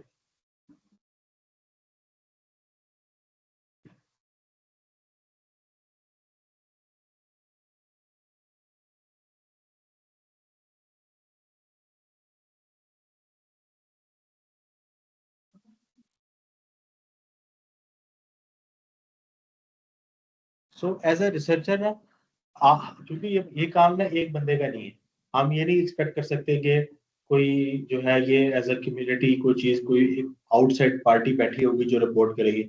हमें से ही लोगों ने क्या करना होगा, अगर हम कोई चीज ऐसी देखते हैं जो हमें लगता है कि मिसकंडक्ट हो रहा है, हम उसको रिपोर्ट करें, कोई चीज इंडेंजर कर रही है सोसाइटी को, उसको रिपोर्ट करें। हमारा सब रिसर्चर की ये प्राइम रिस्पॉन्सिबिलिटी है that we have to keep the standard of profession by maintaining the required professionalism। हमने एक certain professionalism को maintain रखना है। बल्कि छोटी सी बात, मैं कहीं पढ़ रहा था कि एक फाइनेंस में ना एक बड़ा कॉमन सा एग्जाम है चार्टर्ड फाइनेंशियल एनालिस्ट का, CFA। ठीक है, CFA वो होते हैं जो 3 साल का मिनिमम कोर्स है, इसमें लेवल 1 है, लेवल 2 है, लेवल 3 है। तो उस पे ना एथिक्स के बहुत सवाल है। तो वो किसी से किसी CFA वाले से पूछा, यार इस पे एथिक्स के इतने सवाल क्यों डाले हुए हैं ना CFA। तो वो कहता है कि यार देखो, एथिक्स इसलिए इम्पोर्टेंट है, मसलन अगर एक डॉक्टर है ना, तो अगर एक डॉक्टर अनएथिकल काम करे, मसलन आपका ऑपरेशन करे और ऑपरेशन में जानबूझ के एक फ्लॉ छोड़ दे कि ये मरीज जो है ना वो मेरे पास दोबारा आता रहे, ठीक है, तो अगर वो एक अनएथिकल काम करेगा ना, तो आपका सिर्फ उस बंदे के साथ रिलेशन नहीं, आपका इस पूरे प्रोफेशन पे एतबार क्या होगा, हट जाएगा। यानी कि आप कहेंगे यार ये डॉक्टर नहीं है, ये डाकू है। ठीक है, आप जो है ना वो जनरलाइज कर रहे हैं, यानी कि ओवर जनरल है, हालांकि इवेंट आपके साथ एक बंदे के साथ हुआ है, ठीक है, लेकिन आपका एतबार उठ गया इस डॉक्टरी प्रोफेशन के ऊपर से। तो इसीलिए वो चार्टर्ड फाइनेंशियल एनालिस्ट ये कहता है कि यार हमारे प्रोफेशन में फाइनेंस की ताकि पता हो कि हम सारे जो फाइनेंस के लोग हैं कि हमने कुछ कोड ऑफ एथिक्स को फॉलो करना है, किसी की गलत इन्वेस्टमेंट्स नहीं करवानी, किसी को फंसाना नहीं है, किसी को मिसगाइड नहीं करना। तो वो सारे ना एथिक्स के पूरे नॉर्म्स हैं। अगले ने अगर इन्वेस्ट करना है ना, तो उसको बताएं इसमें रिस्क फैक्टर कितना है, ठीक है। पहला पूछे कि how much risk you can afford और सारा कुछ। इसीलिए ना हमारा अभी एज ए रिसर्चर ये जॉब है कि हम इस प्रोफेशन के स्टैंडर्ड को कीप अप करें by maintaining the required professionalism, focus on your long term career goal and not being tempted by short term gain. बाद दफा क्या होता है कि हम मतलब किसी तरह बस ये रिजल्ट फैब्रिकेट कर लें और यहाँ से कॉपी कर लें, ये कर लें और शॉर्ट टर्म पेपर पब्लिश करें, डिग्री ले लें या टाइम पे ग्रेजुएट हो जाए। तो बाद दफा ये होता है काम अभी कच्चा और पक्का होता है, यानी कि अभी तैयार नहीं हुआ होता और हम चाह रहे होते हैं बस किसी तरह पब्लिश करें एंड गो अवे। तो वो अगर हम लंबा फोकस रखेंगे ना, तो फिर हम शॉर्ट टर्म गेन्स की तरफ जो है ना वो नहीं जाएंगे। That's the point. फिर आ जाता है कि सबसे आखिरी स्लाइड जो है वो है that is about handling ethical misconducts. So except for extreme cases, अगर कोई एक्सट्रीम केस हो तो अलग बात है। जो internal resolution should be sorted before further action. सबसे पहले आपने किस पे जाना है? इंटरनल रेजोल्यूशन पे, यानी विद इन अ डिपार्टमेंट और with in a campus. Understand the rules and consequences before actions, keep all evidences. जिस तरह मैंने आपको पहले कह रहा था, आप किसी को अपना पेपर रिव्यू करने के लिए भेजें तो आपके पास उसके ईमेल का हो, आप व्हाट्सएप पे ना भेजें, आप कुछ दूसरे अनऑफिशियल चैनल्स इस्तेमाल ना करें, आप ऑफिशियल मीन्स इस्तेमाल करें। डिस्कस विद योर सुपरवाइजर और internal authority, find a safe island under the rule first. Before directly pursuing external options, seek help from lawyers and professionals first. For a last resort, you may consider contacting the media. So US में और Europe में बाज़ दफ़ा ऐसा भी होता है कि वो न्यूज़पेपर और दूसरे मीडिया को जो है ना जो है वो रिपोर्ट कर देते हैं। बाज़ केसेस में ये भी हुआ है, कुछ प्रोफेसर्स के ऊपर जो है ना मीडिया का छापा पड़ा है या पुलिस का छापा पड़ा है, लॉ इन्फोर्समेंट एजेंसीज के छापे पड़े कि इन्होंने फंड्स को मिस अप्रोप्रिएट किया है या इन्होंने फंड्स लिए हैं उससे वो अपनी कंपनी चला रहा है, उसके अपने पेटेंट्स आ रहे हैं, यूनिवर्सिटी को वो स्टेक होल्डर नहीं दे रहा। लेकिन इस तरह के कई केसेस हैं अमेरिका में, प्रोफेसर्स के ऊपर है। तो but this is how you handle the misconduct part. यहाँ तक क्लियर है सबको? ठीक है। सो एक तो मैंने आप लोगों के साथ ये जो है वो चीज शेयर करनी थी, ठीक है। उसके अलावा जो है ना एक थोड़ी सी भी हम ब्रेक भी लेते हैं, उसके बाद हम कंटिन्यू करेंगे।